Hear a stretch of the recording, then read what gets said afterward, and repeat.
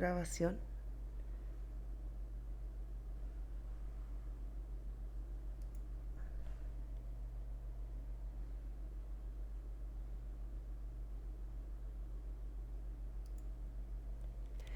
Buenos días. En el trabajo práctico de hoy vamos a hablar de ginecorragia en la segunda mitad del embarazo. Cuando hablamos de ginecorragia en la primera mitad del embarazo, antes de las 20 semanas, las entidades probables son aborto, embarazo ectópico o enfermedad trofoblástica gestacional. Estas son las entidades entre las cuales tenemos que hacer diagnóstico diferencial.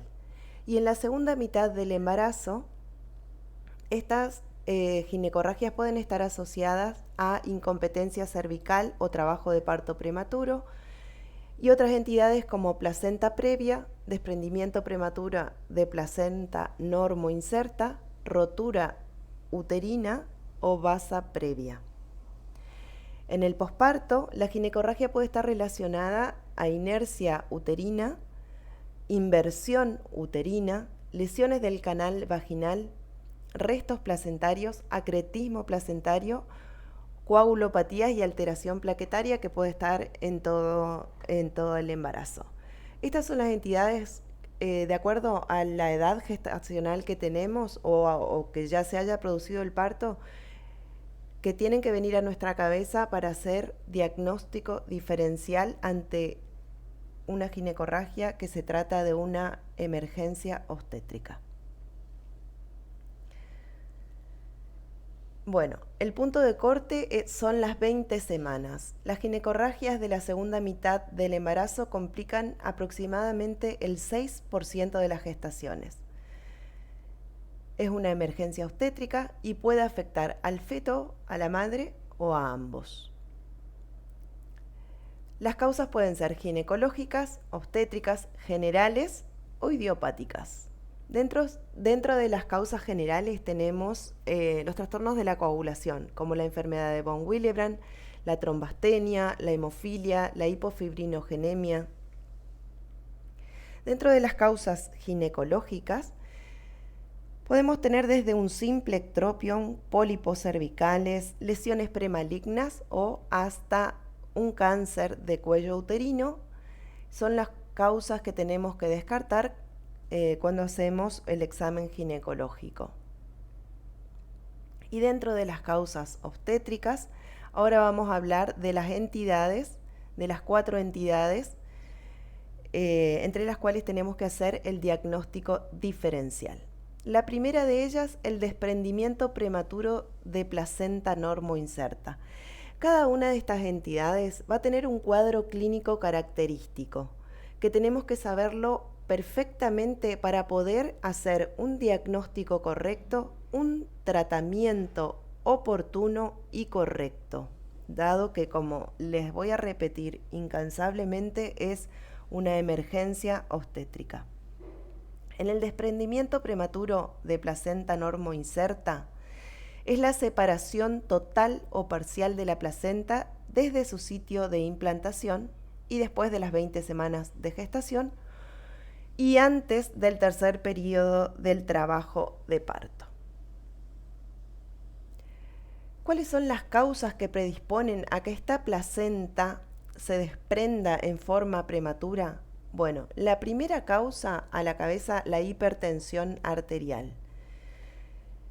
También los traumatismos, la brevedad de cordón, la descompresión brusca del útero, como se produce, por ejemplo, en la rotura prematura de membranas en caso de polidramnio, el tabaquismo, las trombofilias, las malformaciones o tumoraciones uterinas, que la paciente ya haya tenido desprendimiento prematuro de placenta en gestaciones anteriores.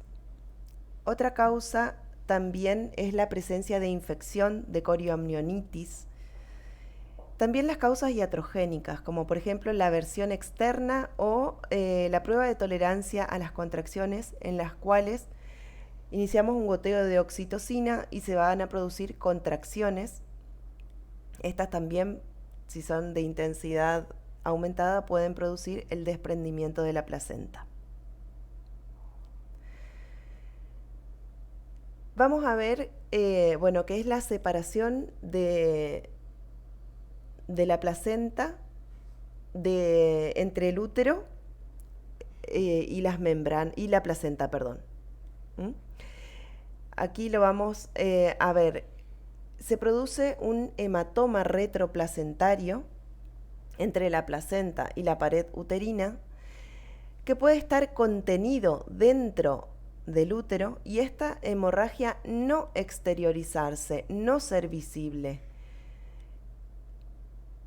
En este caso vamos a tener una clínica y la clínica es soberana. No vamos a ver ese sangrado, pero nosotros tenemos que conocer esa clínica justamente, porque además no siempre es posible la visualización de este hematoma por vía ecográfica.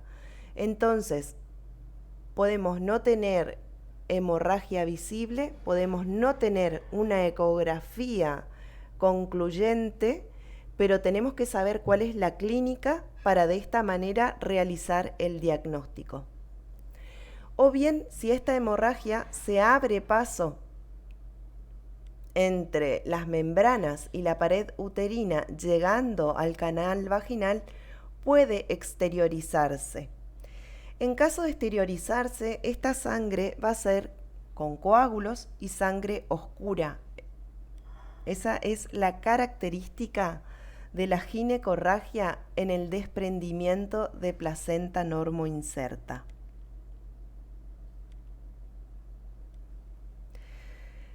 Como le decía, la clínica es soberana y tenemos que saber cómo se va a presentar esta paciente. Esta paciente, ¿cuál es la característica del dolor en el desprendimiento? Va a tener un dolor aumentado, hipersensibilidad uterina. Va a tener contracciones aumentadas, las contracciones de 3 cruces que no nos permiten palpar partes fetales y tampoco relajan entre contracción y contracción. La hemorragia puede estar presente o no. En caso de estar presente, es una ginecorragia de sangre oscura y con coágulos.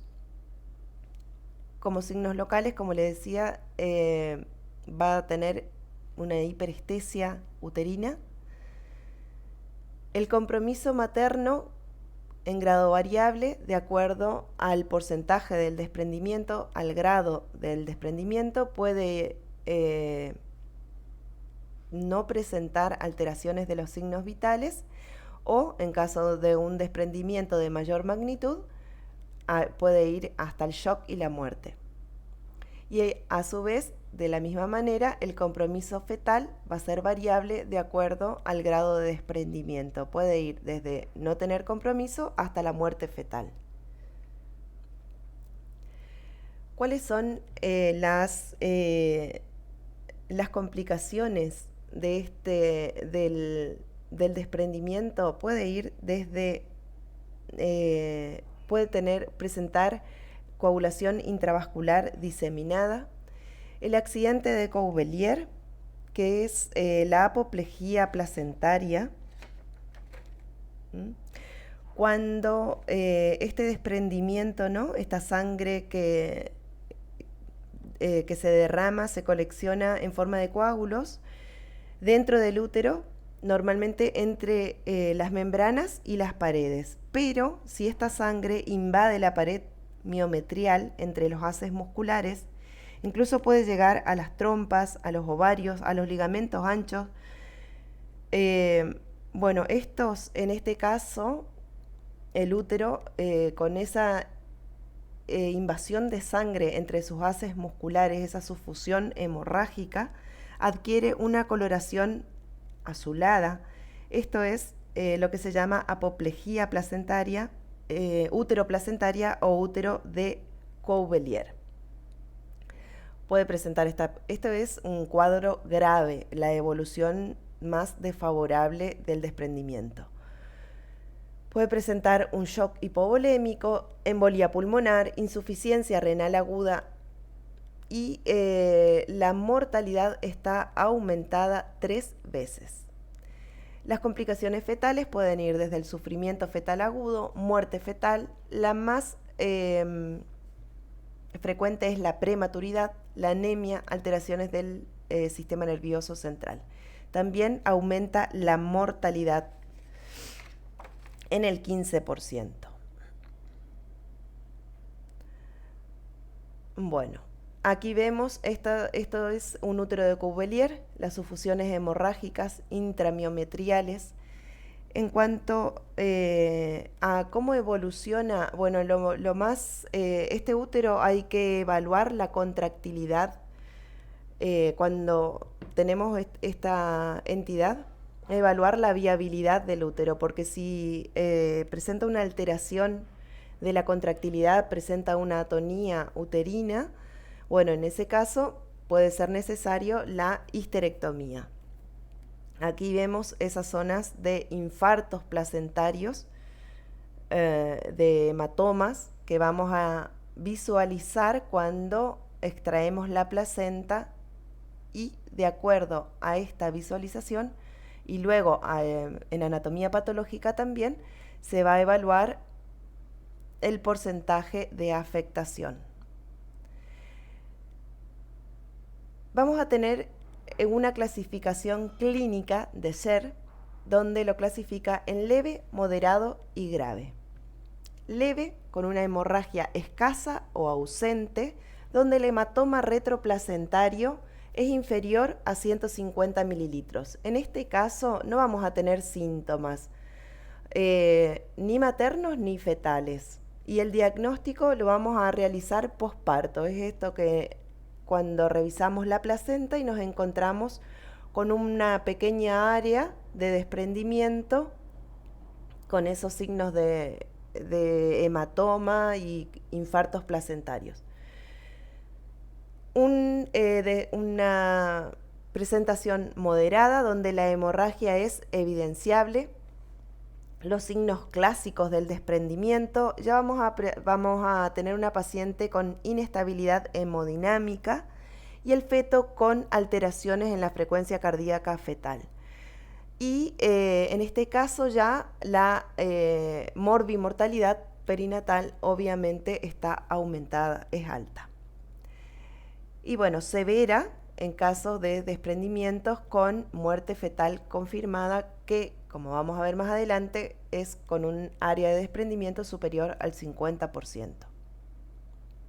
Y la clasificación de Page, que los va a clasificar de acuerdo al grado, de acuerdo al porcentaje de desprendimiento.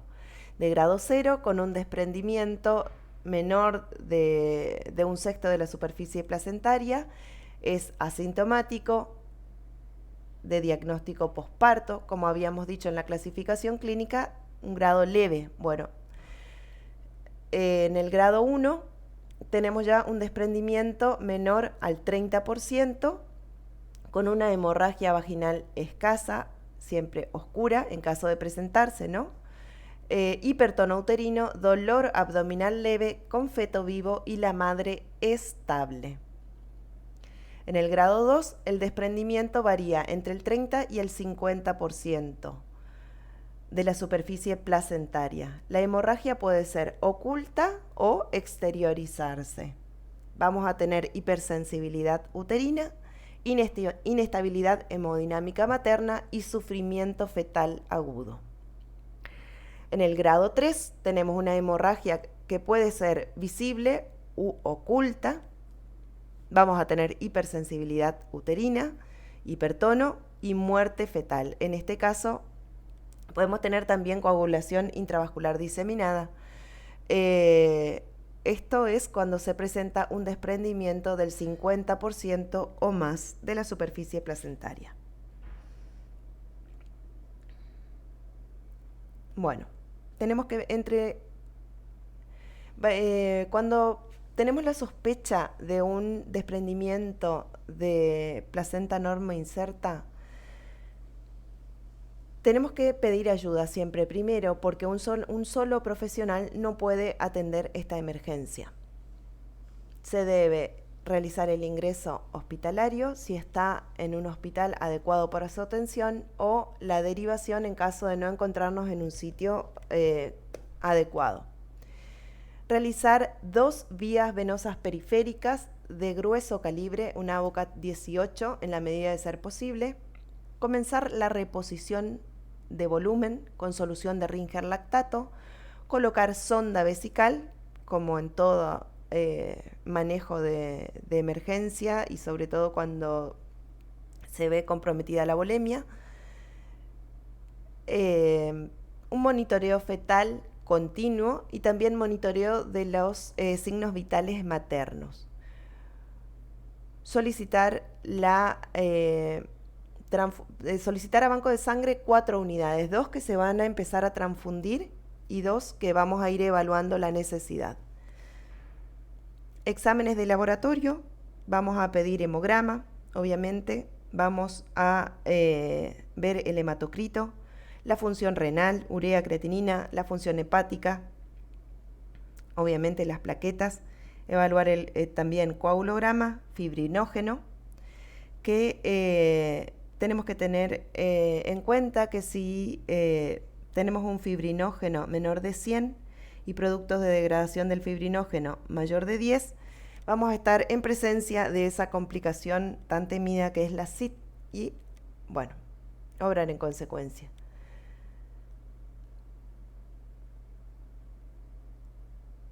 Muy bien, en cuanto a la evolución del desprendimiento de placenta normoinserta, esto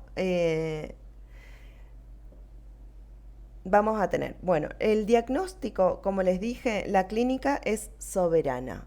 Esa paciente con hipersensibilidad uterina, con dinámica uterina, entonces vamos a sospechar el desprendimiento.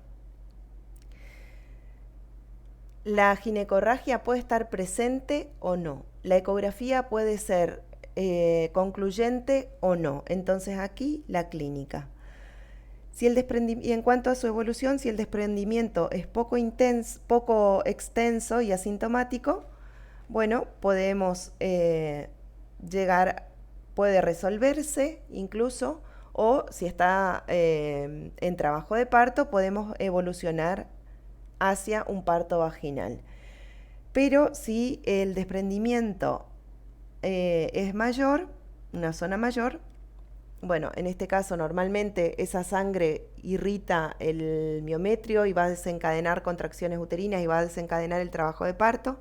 El monitoreo debe ser continuo y evaluar a la paciente y al feto para evaluar la vía de culminación del parto.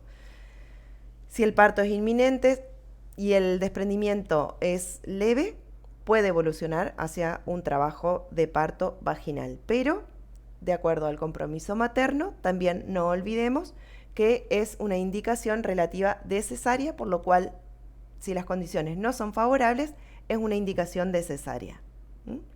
No olvidar el monitoreo continuo de la madre y el feto, ya que es una entidad que puede evolucionar hacia el shock y hacia la muerte, tanto materna como fetal.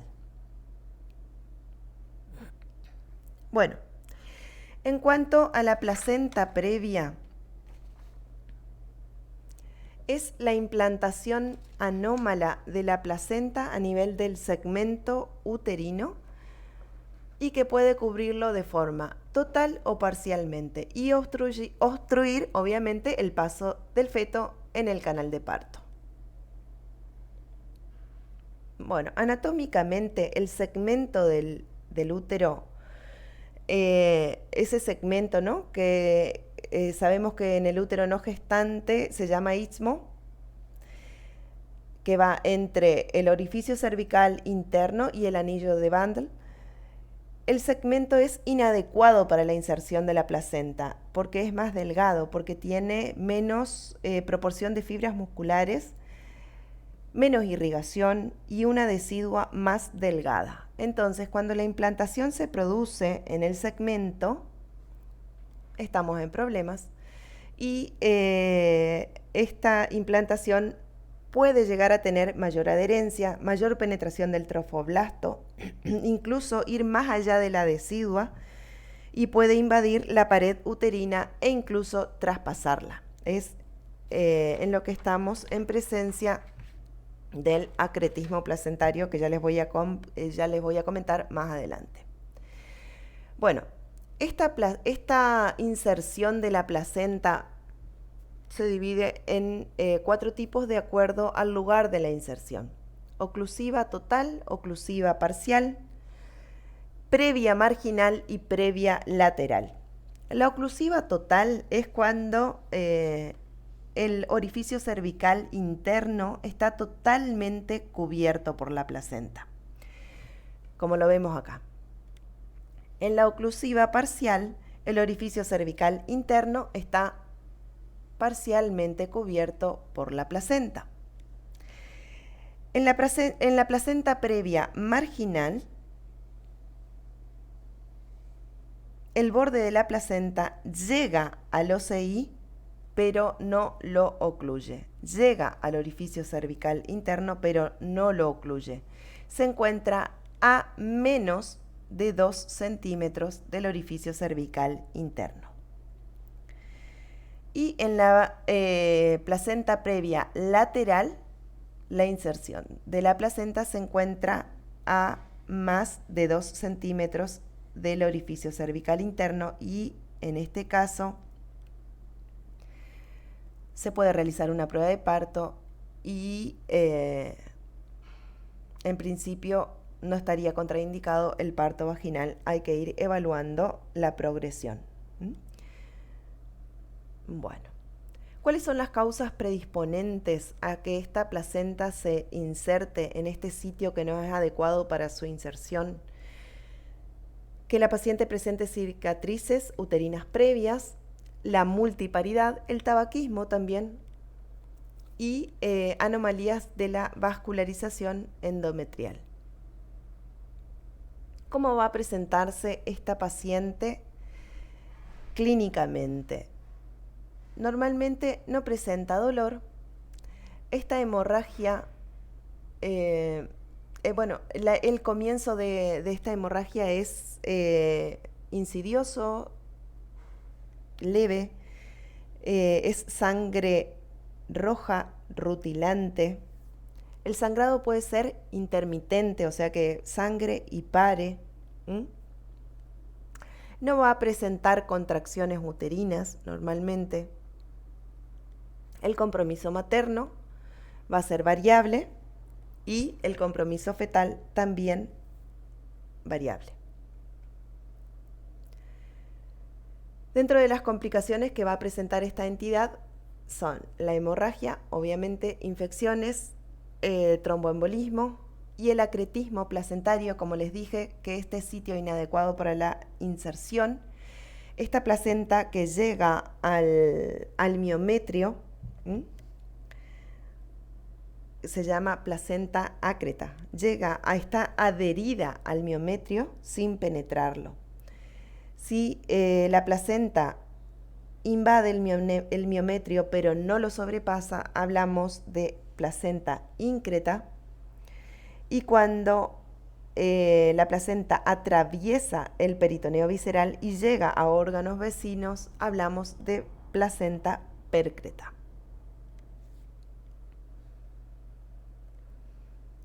En cuanto a las complicaciones fetales, tenemos la prematuridad, la anoxia, el retardo de crecimiento intrauterino, trauma obstétrico obviamente, y aumenta la mortalidad y la morbilidad tanto materna como fetal. ¿Qué hacemos con esta paciente que llega y tenemos sospecha de que tenemos una placenta previa? ¿Cómo vamos a sospechar esta placenta previa? Por el tipo de sangrado que presenta esta paciente. Este sangrado rojo rutilante, esta paciente que se presenta con ese sangrado de inicio insidioso, intermitente, que no presenta dolor uterino. Bueno, en este caso, obviamente, ingreso hospitalario si estamos en un sitio adecuado o su derivación. También, como en cualquier emergencia obstétrica, la realización de 2 vías periféricas de grueso calibre, ABOCAT 18, reposición de volumen con Rinker lactato, sonda vesical, monitoreo materno y fetal continuo. También vamos a solicitar sangre, 4 unidades, y de acuerdo al sangrado vamos a evaluar la necesidad de reponer volumen con sangre, exámenes de laboratorio y la ecografía, que es, en este caso sí, la ecografía es el método diagnóstico de elección, y el método diagnóstico de elección es la ecografía transvaginal. La ecografía transvaginal, grábense esto, es el diagnóstico de elección para evaluar la presencia de placenta previa. No se deben realizar tactos vaginales porque obviamente esa placenta la podemos desprender, podemos exacerbar, podemos romperla, podemos tener un mayor sangrado. Entonces no está indicada la realización de tactos vaginales y sí la realización de una ecografía transvaginal. El manejo de la placenta previa va a depender de la edad gestacional, de la magnitud del sangrado, de la condición hemodinámica tanto materna también de la afectación fetal. Sí, la gestación y de la edad gestacional. La placenta previa, si está diagnosticada previamente o tenemos una edad gestacional de 36 semanas o más, se realiza la culminación del embarazo. También, bueno, si hay afectación hemodinámica, obviamente, independientemente de la edad gestacional, se debe culminar. Y si no, a las 36 semanas se culmina la gestación en una placenta previa. Bueno, si el sangrado es escaso o cede, si el feto es de pretérmino o no está madurado, no tiene maduración pulmonar, se realiza uteroinhibición, maduración pulmonar fetal y conducta expectante, obviamente siempre alerta porque esto puede evolucionar. Si el feto es de término, mayor de 36 semanas, la culminación, igual que si el sangrado es abundante o hay afectación materna o fetal, también se realiza la culminación. ¿Cuál es la vía de culminación? Bueno, en la placenta previa lateral, como habíamos dicho, que es aquella en la cual la placenta se inserta a más de 2 centímetros del OCI, la evolución hacia el parto vaginal es posible siempre con vigilancia. En la placenta previa marginal, bueno, ya sería, si está a menos de 2 centímetros del OCI, es indicación de cesárea y indicación absoluta de cesárea en la placenta oclusiva total y en la placenta oclusiva parcial, que es cuando se encuentran ocluyendo el OCI. Ya es indicación de cesárea. La cesárea, bueno, en estos casos siempre se prefiere hacer una incisión del útero a nivel del segmento y debe ser realizada por cirujanos expertos, ya que es posible que tengan que atravesar la placenta y realizar la extracción fetal por vía transplacentaria. Entonces, bueno, esto conlleva un riesgo hemodinámico tanto materno como fetal, por lo cual deben realizar los cirujanos expertos. Bueno, la otra entidad de la que hacemos mención cuando hablamos en ginecorragia de la segunda mitad del embarazo es la rotura uterina. La rotura uterina es la solución de continuidad patológica que sufre el músculo del útero durante el embarazo y es más frecuente durante el parto. Puede ocurrir en un útero sin cicatrices previas, una rotura uterina primaria, o en úteros que ya presenten cicatrices. Esto se denomina la rotura uterina secundaria. Las causas predisponentes, obviamente la cirugía uterina previa es la primera causa, legrados uterinos repetidos, estrechez pelviana, desproporción cefalopélvica, mal uso de oxitóxicos o misoprostol. Esta es la complicación más temida del misoprostol, la rotura uterina. La distosia durante el trabajo de parto, malas maniobras obstétricas, la gran multiparidad, edad avanzada, infecciones uterinas previas, traumatismos y el acretismo placentario. ¿Qué cuadro clínico va a tener una rotura uterina? Bueno, lo característico, ¿dónde se va a presentar el dolor en la rotura uterina? El dolor va a ser a nivel del segmento inferior del útero y se va a presentar durante y después de la contracción uterina. Eso es lo característico del dolor en la rotura uterina y en la inminencia de rotura uterina. También vamos a tener una hemorragia, una ginecorragia de sangre roja. Los signos locales, vamos a tener la presencia del anillo de Bandl. Esto es lo característico. La elevación del anillo de Bandl, que cuando llega a nivel del ombligo, la inminencia es ya inminente, la rotura uterina. El sangrado escaso, oscuro.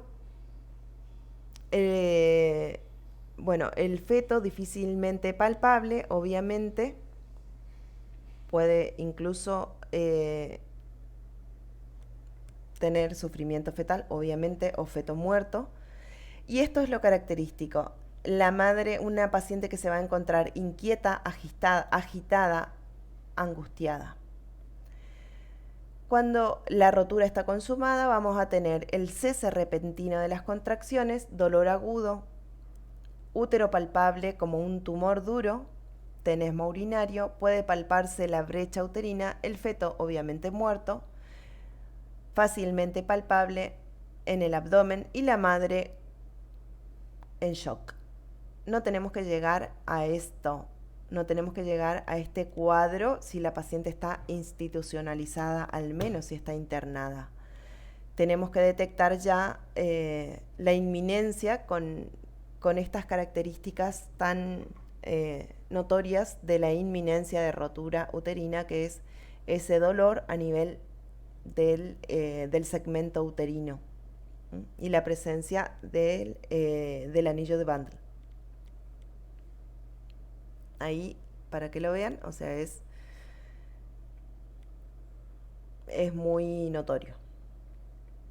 Bueno, entonces, este cuadrito también es importante que lo tengan así en cuenta como para ver las diferencias entre una entidad y otra. El inicio, cómo va a ser el desprendimiento de placenta con un inicio brusco, la hemorragia que puede ser interna o que se exteriorice, la sangre va a ser oscura, obviamente con dolor, con hipertono uterino, con dificultad para la palpación de partes fetales, va a tener dinámica uterina, el compromiso materno va a ser variable, igual que el fetal,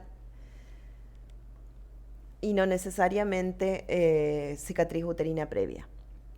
En la placenta previa, el inicio es insidioso, normalmente se exterioriza obviamente la sangre, que es roja rutilante, normalmente no presenta dolor, el útero está relajado, se pueden palpar partes fetales, normalmente no presenta dinámica uterina, el compromiso materno y fetal es variable y cicatriz uterina puede, o sea, es probable que tenga. Y en la rotura uterina, el inicio es brusco, la hemorragia puede ser interna o mixta de sangre roja. El dolor es típico a nivel del segmento. El útero, bueno, con las características que, como les había dicho, la palpación fetal, podemos palpar incluso el feto intraabdominal. Dinámica uterina, sí, en la inminencia. El compromiso materno, variable, pero si la rotura uterina está consumada, la verdad que el compromiso materno es grave. El compromiso fetal, si se consuma la rotura uterina, se produce el óbito fetal y habitualmente se produce sobre úteros que tengan cicatrices previas. Bueno, la rotura de vasa previa son esos vasos que van a atravesar desde el cordón entre las membranas hacia la placenta, ¿sí? O sea, que se van a ir a insertar a la placenta por delante de la presentación. Esos vasos cruzan el segmento por debajo de la presentación y lo hacen a través de la membrana, desprotegidos de la gelatina de Wharton del cordón umbilical. Entonces, son vulnerables a la rotura. Si bien es una entidad rara, pero se ve, a veces puede suceder. Es más frecuente cuando tenemos fertilización in vitro, en placenta previa, inserción marginal del cordón, gestaciones múltiples, placenta subcenturiada, placentas bilobuladas o placentas de implantación baja. La vasa previa se diagnostica, bueno, está habitualmente asociada a placenta previa. Si está diagnosticada, ¿no?, por ecografía y con ecodoppler color, el diagnóstico previo al parto es de vital importancia, porque el sangrado que ocurre, bueno, si tenemos el diagnóstico de vasa previa, la indicación es de cesárea, porque en este caso la pérdida sanguínea que ocurre es fetal. Entonces es necesaria la realización, en caso de tener un diagnóstico preparto, la realización de una cesárea.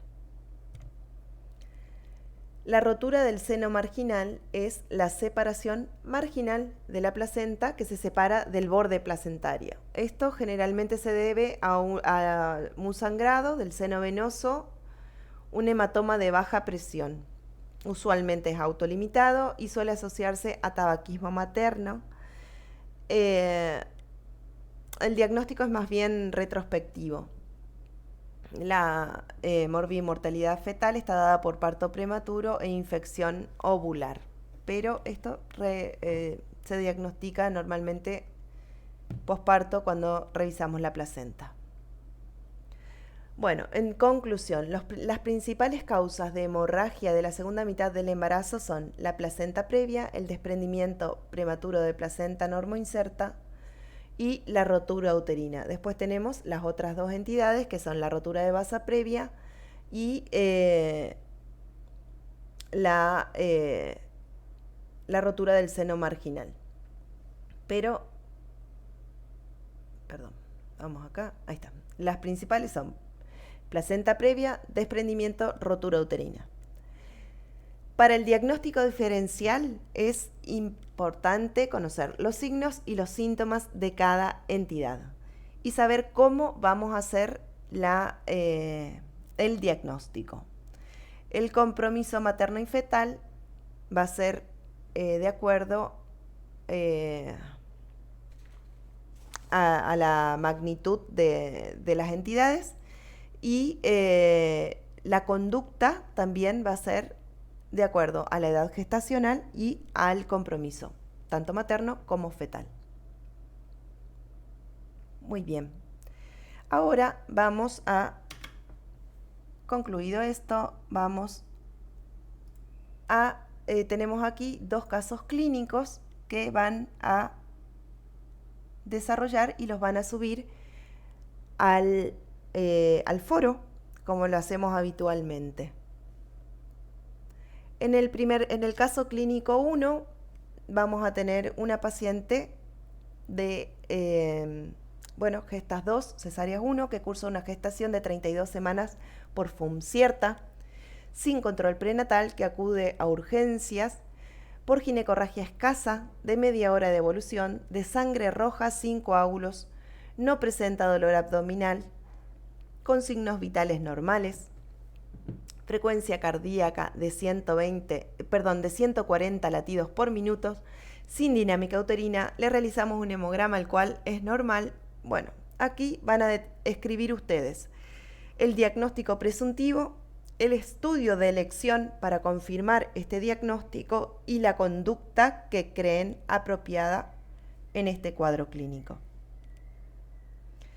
Y como habíamos quedado, para hacer una curva de partograma, van a confeccionar una curva de partograma con los siguientes datos que aquí tienen. Una paciente, gestas 1, parto 0, gestación única, presentación cefálica, variedad occipito-ilíaca izquierda anterior, con rotura espontánea de membranas, líquido amniótico claro. Realizará su trabajo de parto en decúbito.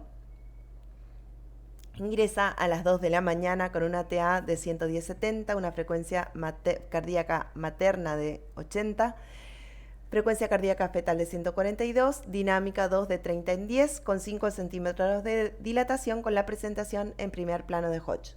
A las 4 horas, la frecuencia de 140, la dinámica de 3 de 30, 6 centímetros de dilatación, continúa en primer plano. A las 6, van a ir con estos parámetros que tienen aquí, van a confeccionar la curva del partograma y después lo escanean o le sacan una foto y lo suben al foro. Muy bien, muchas gracias.